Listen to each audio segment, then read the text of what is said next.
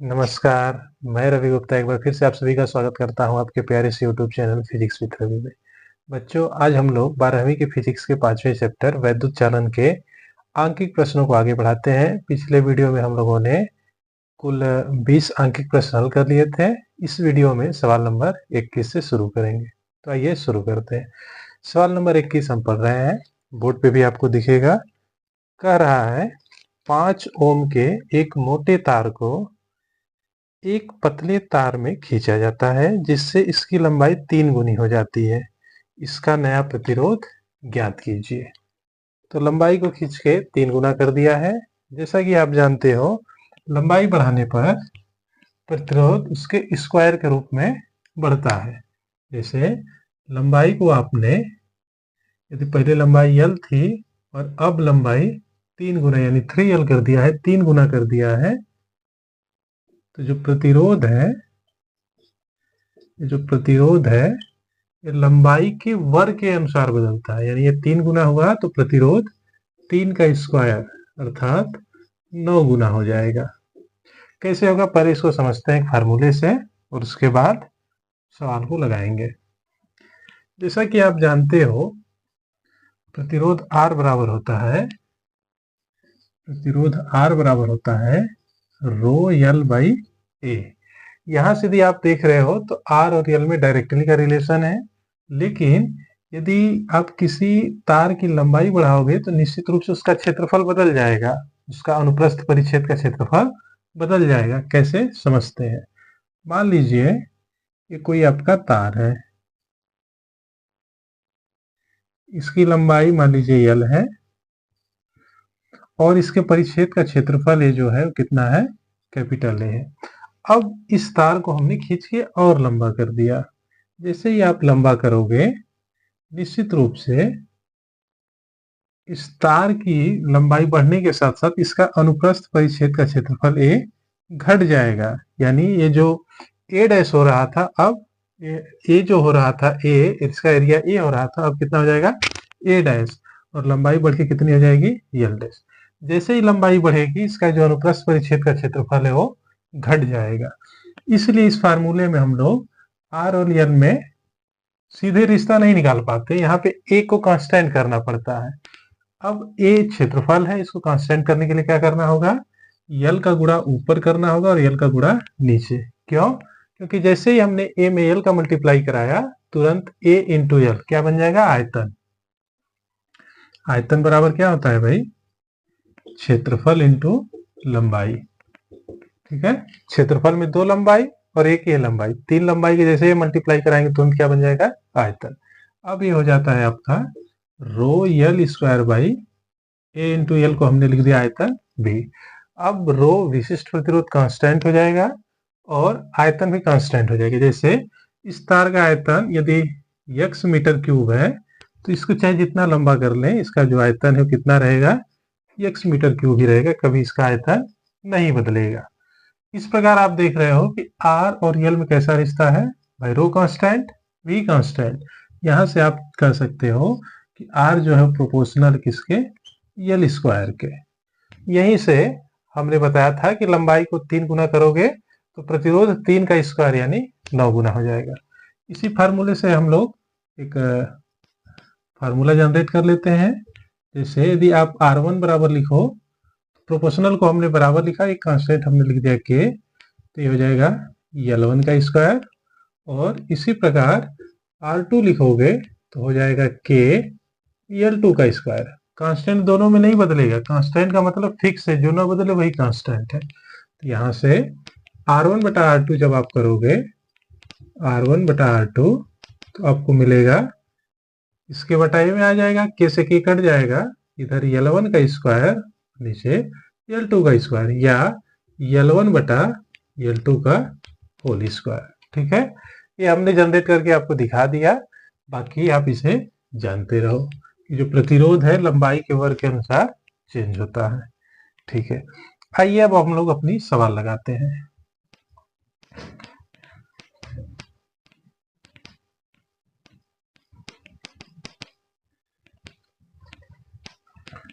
लिख देंगे, हम जानते हैं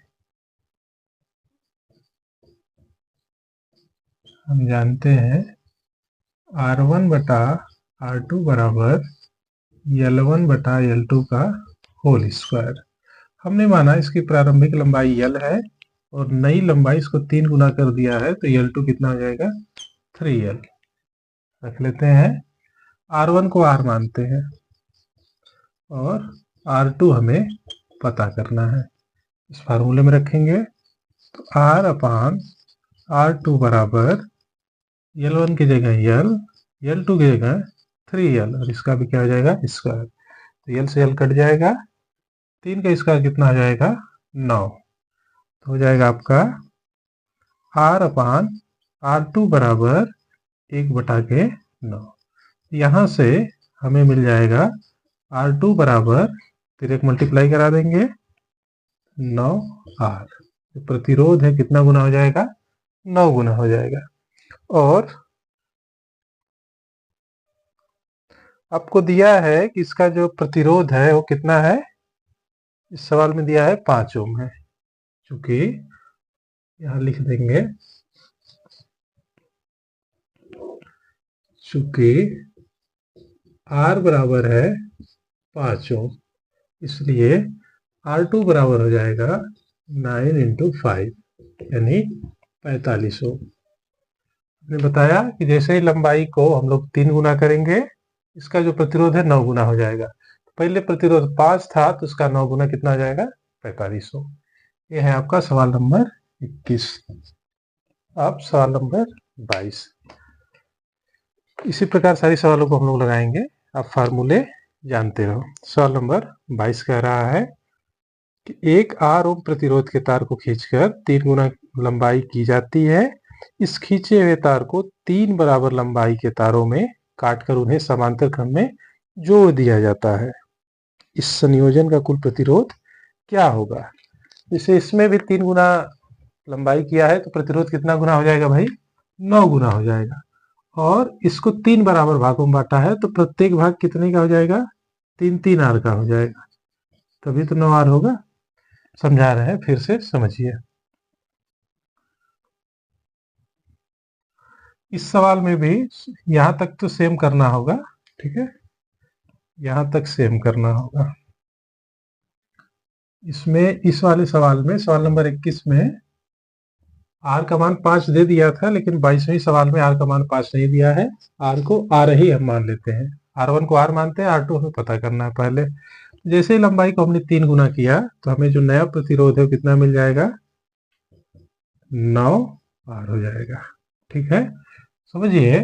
जैसे कोई लंबाई पहले इतना था और इसका प्रतिरोध कितना था R था, लंबाई कितना था L था।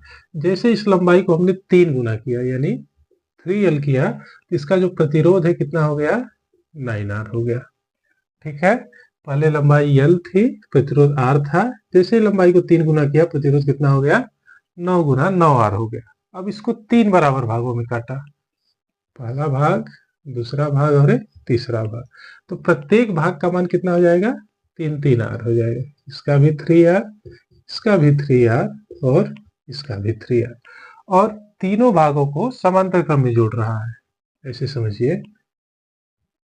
पहला भाग हो गया, दूसरा भाग हो गया और ये तीसरा भाग हो गया। जैसे ही समांतर क्रम में जोड़ेगा हम लोग समांतर क्रम का फार्मूला लगा देंगे।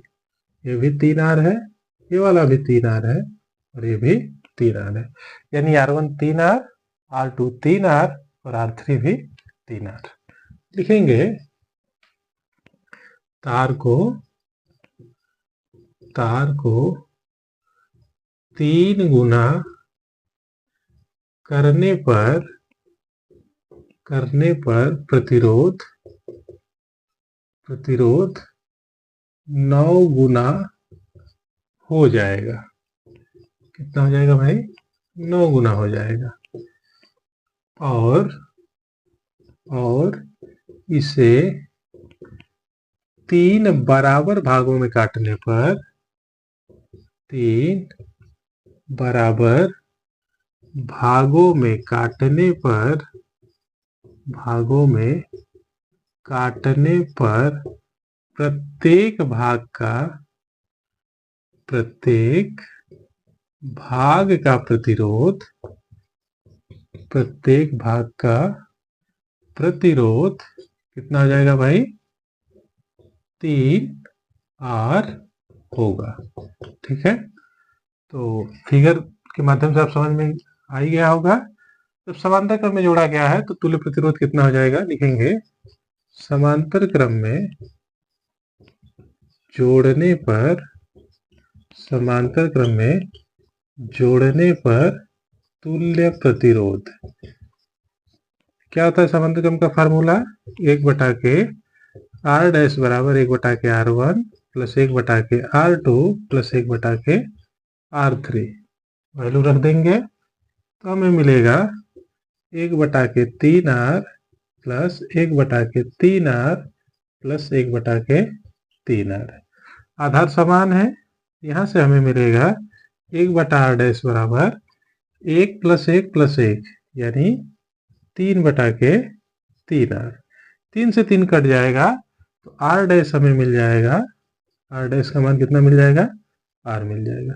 यानी इसे 3 बराबर भागों में काटकर समांतर क्रम में जोड़ेंगे तो फिर से वही पुराना वाला प्रतिरोध हमें प्राप्त हो जाएगा।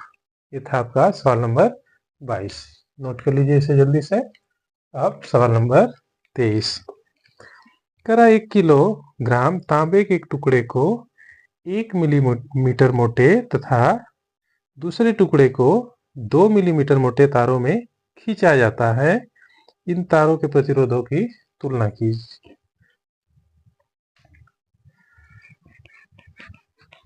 आसान सवाल है। जैसे इसमें लंबाई को चेंज किया है, यहाँ से तार को 1 मिलीमीटर और 2 मिलीमीटर में खींच रहा है, इसका मतलब उसकी रेडियस उसके अकॉर्डिंग चेंज हो जाएगी।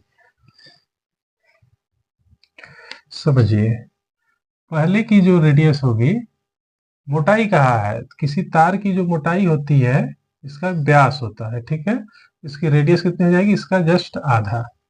ठीक है, लिखेंगे D1 है आपका 1 मिलीमीटर। 1 मिलीमीटर का मतलब रेडियस कितना हो जाएगा? आधा, यानी 0.5 मिलीमीटर। या इसे हम लोग लिख सकते हैं 0.5 गुणे 10 की घात -3 मीटर। इसी प्रकार D2 है आपका 2 मिलीमीटर। तो यहाँ से R2 हो जाएगा 1 गुणे 1 मिलीमीटर, और 1 मिलीमीटर को जैसे ही मीटर में कन्वर्ट करेंगे हम लोग, हमें मिल जाएगा 1 गुणे 10 की घात -3 मीटर। आपसे कहा है कि दोनों तारों के प्रतिरोध की तुलना कीजिए, रेशियो निकालिए। आप जानते हो इसका प्रतिरोध हमने माना R1 और इसका माना R2। तो R1 बटा R2 बराबर होगा, रेडियस के फॉर्म में लिखेंगे तो होता है R2 बटा R1 की घात 4। ठीक है, इसी को हल कर लेना है। तो हमें मिलेगा यहाँ से R2 का मान कितना है भाई? R2 का मान है 1 गुणे 10 की घात -3। R1 का मान है 0.5 गुणे 10 की घात -3 और इसकी भी घात 4। 10 की घात -3 आपस में कट जाएगा। 1/10.5, एक अंक पे दशमलव है तो ये हो जाएगा आपका 10 का गुणा ऊपर नीचे कर लेते हैं तो हो जाएगा ये आपका 10/5, इसकी भी घात 4। 10/5 का मतलब 2 की घात 4, और 2 की घात 4 का मतलब होता है 2 दूना के 4 और 4 चौके 16, 16/1। तो इसके प्रतिरोध का जो रेशियो आएगा वो कितना हो जाएगा? यानी R1 रेशियो R2 हो जाएगा 16:1। ये हो जाएगा आपका प्रतिरोध का अनुपात। ठीक है, अब सवाल नंबर 24। सवाल नंबर 24 में कह रहा है कि तांबे के एक समान द्रव्यमान के 2 तार ए व बी लिए जाते हैं। तार ए की लंबाई तार बी की लंबाई से दोगुनी है।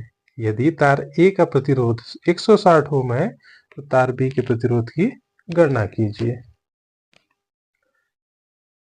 आसान है, लग जाएगा।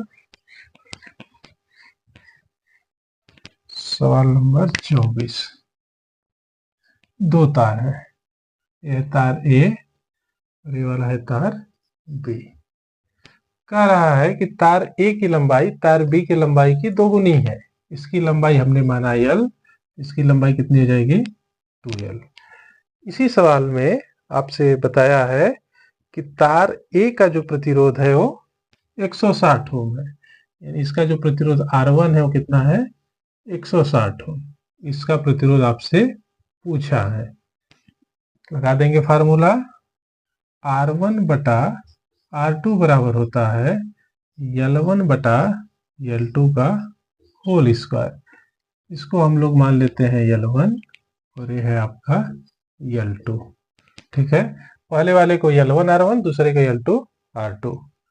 तो R1 की जगह हम लोग रखेंगे 160, R2 हमें पता करना है, L1 की जगह 2L और L2 की जगह L, इसका भी स्क्वायर। तो L से L कैंसिल हो जाएगा, 2 का स्क्वायर कितना हो जाएगा 4। 160 बटा R2 बराबर 4। 4 से 16 कितनी बार में कटेगा 4 बार में। तो यहाँ से मिल जाएगा आपको 4R2 बराबर 160, या R2 बराबर हो जाएगा 4 से 16 4 बार में और ये 0। R2 का मान हो जाएगा 4000। ठीक है, यह है आपका सवाल नंबर 24। आगे सवाल नंबर 25। सारी सवाल एक जैसी हैं। आप इन्हें यदि फार्मूले पता है आपको तो आप इन्हें बहुत आसानी से लगा सकते हैं। अब सवाल नंबर 25। सवाल नंबर 25 में कह रहा है एक तार का प्रतिरोध 16 ओम है, उसे पिघलाकर पहले से आधी लंबाई का तार खींचा जाता है, नए तार का प्रतिरोध याद कीजिए। जैसे लंबाई को आधा कर दिया यानी 1/2 कर दिया, तो नया प्रतिरोध क्या होगा 1/2 का स्क्वायर यानी 1/4, 1/4 गुना हो जाएगा। यदि पहले प्रतिरोध 16 है तो उसका 1/4 यानी 4 हो जाएगा। आइए समझते हैं।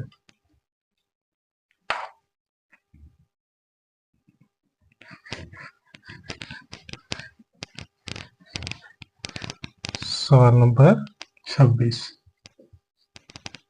L1 है आपका, यदि L1 L है तो L2 कितना है आधा कर दिया है यानी L/2 है।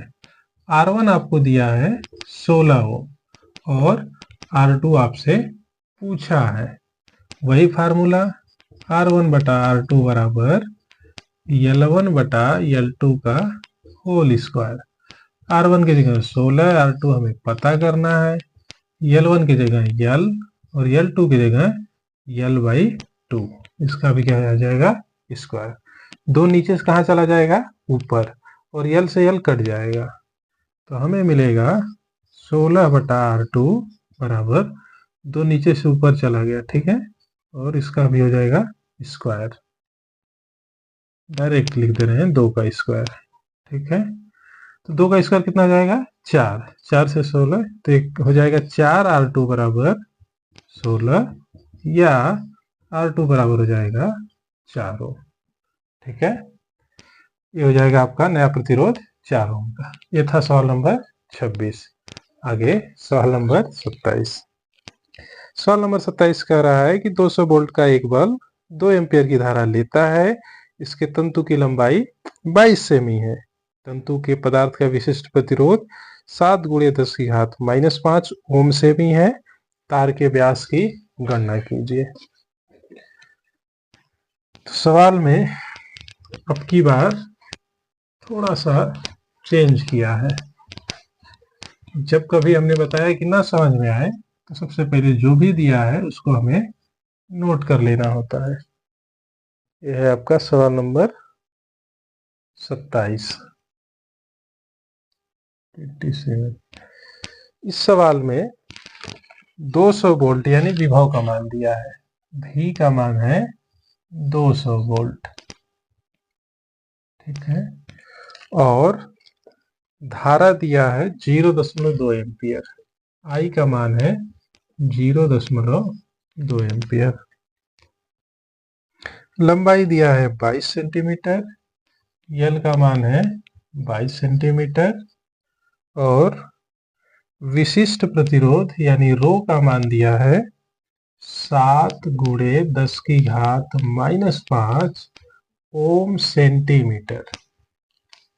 जब सेमी में दिया है तो चाहे तो मीटर में बदल लें, ना भी बदल सकते क्योंकि दोनों का रेशियो दोनों सेंटीमीटर है। ठीक है, तो सबसे पहले आप जानते हो व्यास निकालना है तो आर बराबर होता है रो यल बाई ए, और व्यास निकालना है तो सबसे पहले त्रिज्या निकलेगी, ए को हम लोग आर के फॉर्म में चेंज कर देंगे तो पाई आर स्क्वायर हो जाएगा।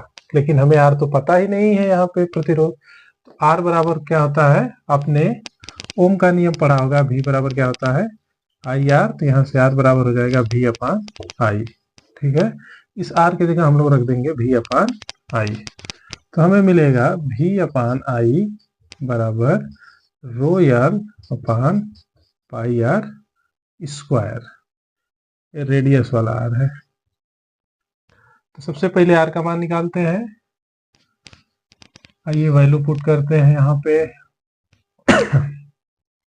यहाँ से आर स्क्वायर बराबर कितना हो जाएगा, आर स्क्वायर इसको यहाँ लाया, इन दोनों के इधर भेजते हैं, तो रो यल आई इसके साथ चला जाएगा, रो यल आई अपान भी नीचे आ जाएगा, तो हो जाएगा पाई इंटू भी।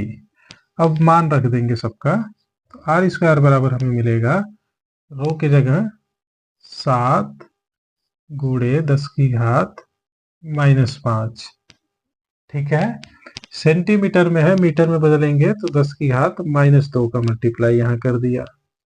लंबाई कितनी है 22 सेंटीमीटर, तो 22 सेंटीमीटर को भी मीटर में बदलने के लिए 10 की घात -2 का गुणा।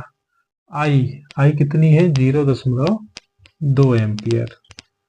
नीचे पाई का मान हम लोग 22/7 रख लेते हैं। यहाँ 3.14 नहीं रखेंगे क्योंकि ऑलरेडी ऊपर 22 है, तो 22 से 22 काटने में आसानी होगी। गुणे भी का मान दिया है 200 वोल्ट।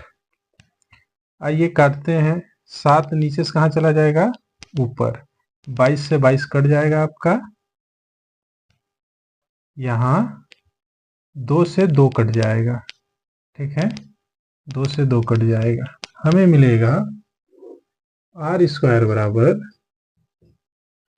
एक साथ पहले से वाला 7 ऊपर चला गया तो 7 गुणे 7, 10 की घात -5, 10 की घात -2 और 10 की घात -2, -5 और -2 -7, -7 और -2 -9, और एक दशमलव वाला ले लेंगे तो हो जाएगा आपका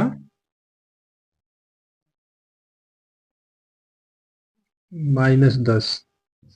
आर स्क्वायर का मान मिलेगा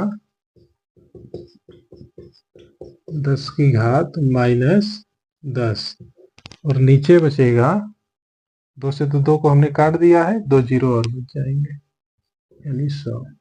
ये 2 जीरो ऊपर जाके -2 और वृद्धि कर देंगे तो 10 की घात -12 हो जाएगा।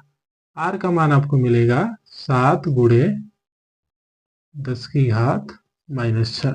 समझ में आया कि नहीं, आर स्क्वायर है 7 गुणे 7 का वर्गमूल 7 हो जाएगा, 10 की घात -10, 2 जीरो ऊपर गया तो 10 की घात -12, और उसका जब वर्गमूल निकालेंगे तो 10 की घात -6।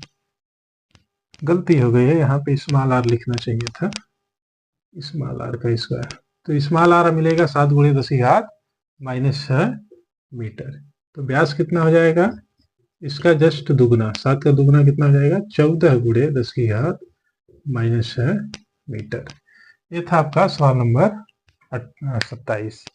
अब सवाल नंबर 28।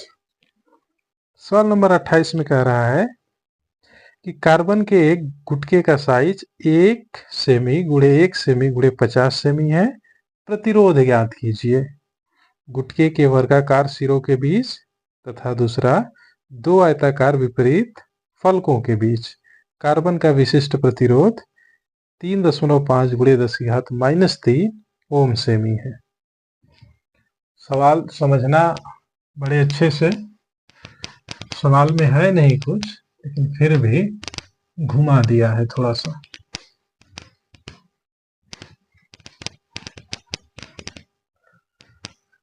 सवाल नंबर 28, कांच का कोई गुटका है, समझिए कोई गुटका है, इसमें लंबाई चौड़ाई ऊंचाई तीनों दिया है।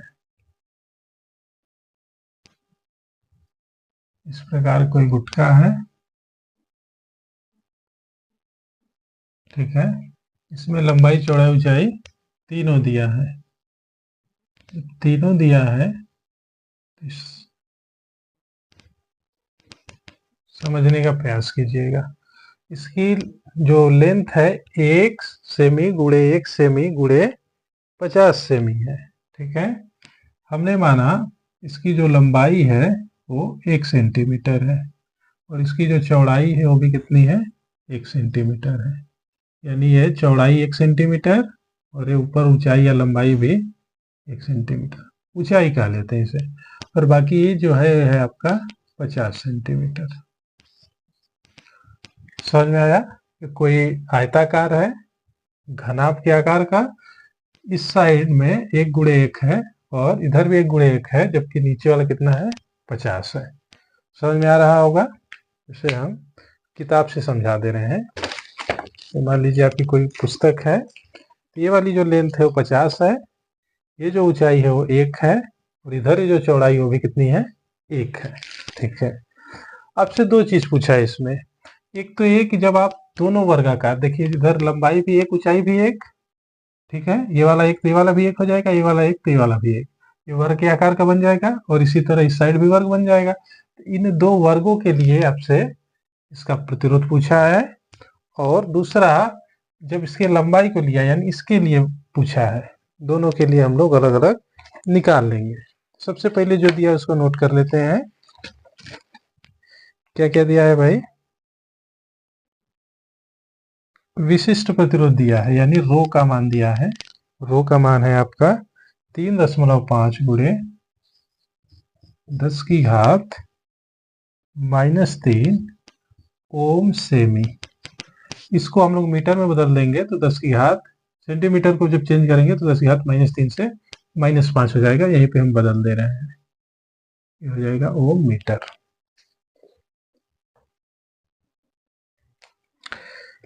पहला है वर्गाकार सिरों के बीच।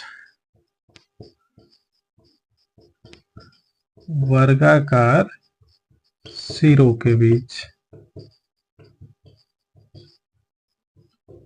जब आप वर्गाकार सिरों के बीच लोगे तो वर्गाकार सिरों के बीच की जो लंबाई है वो कितनी हो जाएगी, 50 सेंटीमीटर। समझिए, इस वाले पोर्शन और इस वाले पोर्शन के बीच दूरी कितनी हो जाएगी, यल का मान कितना हो जाएगा, 50 सेंटीमीटर। 50 सेंटीमीटर का मतलब 50 गुणे 10⁻²। और क्षेत्रफल कितना हो जाएगा, 1 गुणे 1। 1 गुणे 1 का मतलब 1 सेंटीमीटर² या 1 गुणे 10⁻⁻⁴ जब आप इस वर्ग का क्षेत्रफल लोगे तो लंबाई गुणे चौड़ाई, लंबाई भी 1 चौड़ाई भी 1, कितना हो जाएगा, 1 गुणे 1 यानी 1 सेमी² या 1 गुणे 10⁻⁻⁴ विशिष्ट प्रतिरोध दिया है तो प्रतिरोध निकाल लेंगे। R बराबर क्या होता है, रो L बाई ए। रखिए वैल्यू, रो का मान 3.5 गुणे 10⁻⁻5, यल का मान 50 गुणे 10⁻² और ए का मान 10⁻⁻⁴। -4 ऊपर जाएगा तो प्लस का 4 और ऊपर यहाँ -5 और -2 -7, यानी प्लस का 4 और माइनस का 7 कितना हो जाएगा आपका, यही हम लिख दे रहे हैं, हो जाएगा 35 5 कितना हो जाएगा, गुणा करा लेते हैं, 5 5 25 का 5 हासिल 2, 5 3 15 और 2 17, 175। 10 की घात को देख लेते हैं, ये वाला दशमलव 0 से खत्म हो गया तो 10⁻⁻5 और 10⁻⁻2 -7 और प्लस का 4 हो जाएगा ऊपर जाते, हो जाएगा 10⁻⁻3 ओम। ठीक है, ये हो गया वर्गाकार सिरों के बीच। दूसरा, आयताकार सिरों के बीच। आयताकार सिरों के बीच, तो जब आयताकार सिरों के बीच लोगे तो यानी ऊपर वाला पोर्शन और नीचे वाला पोर्शन या आगे वाला पोर्शन और उसके ठीक पीछे वाले पोर्शन के लिए, जब आयताकार सिरों के बीच लोगे तो इस आयताकार में लंबाई ये हो जाएगी और चौड़ाई ये हो जाएगी। ठीक है, तो इसका जो लंबाई होगी क्षेत्रफल कितना हो जाएगा, लंबाई गुणे चौड़ाई, लंबाई हो जाएगी 50 और चौड़ाई हो जाएगी 1। ये हो जाएगा आपका 50 गुणे 1 सेमी स्क्वायर या 50 गुणे 10 की घात -4 मीटर स्क्वायर। और इन दोनों सिरों के बीच की जो दूरी होगी वो कितनी हो जाएगी, 1 सेंटीमीटर। कितनी हो जाएगी, यल का मान 1 सेंटीमीटर या 1 गुणे 10 की घात -2 मीटर। रो बदलेगा नहीं क्योंकि पदार्थ वही है। इसके लिए भी R बराबर रो यल बाई ए वैल्यू पुट कर देंगे। रो का मान 3.5 गुणे 10 की घात -5, यल का मान 10 की घात -2 और ए का मान हो जाएगा आपकी बार 50 गुणे 10 की घात -4। जब आप इसे हल करोगे तो आपकी बार प्रतिरोध का मान आएगा 7 गुणे 10 की घात -5, 7 गुणे 10 की घात -5 ओम। ठीक है, 7 गुणे 10 की घात -5 ओम। सवाल समझ में आई होगी। एक बार इन दो सिरों के बीच पूछा है, एक बार इन दो सिरों के बीच पूछा है। जब इन दो सिरों की ले लोगे तो लंबाई इनके बीच की दूरी आ जाएगी 50 सेंटीमीटर। जब इन दो सिरों के बीच लोगे तो इनके बीच की दूरी आ जाएगी और ये आ जाएगा आपका 1 सेंटीमीटर। ठीक है, ये आपका सवाल नंबर 28। सवाल नंबर 29 आप खुद से लगाना, थोड़ा सा कैलकुलेटिव है लेकिन लगाओगे तो लग जाएगा। बाकी सवाल है हम अगले वीडियो में लगाएंगे। आप वीडियो को ज़्यादा से ज़्यादा वॉच करें, लाइक करें, शेयर करें और चैनल को सब्सक्राइब करें। मिलते हैं अगले वीडियो में एक नई ऊर्जा के साथ। तब तक नमस्कार, जय हिंद।